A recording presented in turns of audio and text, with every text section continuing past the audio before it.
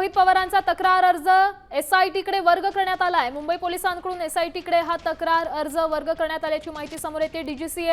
DGCA आणि व्हीएसआर वर गुन्हा दाखल करण्याची मागणी रोहित पवारांनी केली आहे। मरीन ड्राईव्ह पोलिसांकडे ही मागणी केली होती।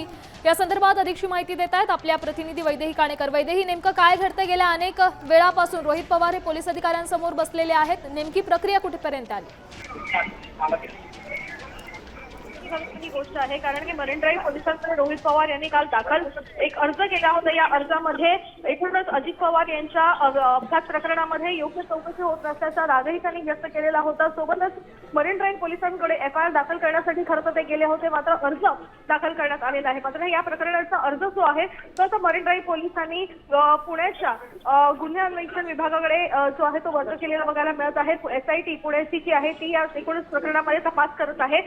त्यासाठी रोहित पवार यांचं जे म्हणणं आहे किंवा त्यांच्याकडे ज्या काही पुरावे आहेत त्या सगळ्याच गोष्टी संदर्भातला अर्ज जो आहे तो आता एसआयटीकडे वर्ग केला असल्याचं सांगण्यात आलेलं आहे।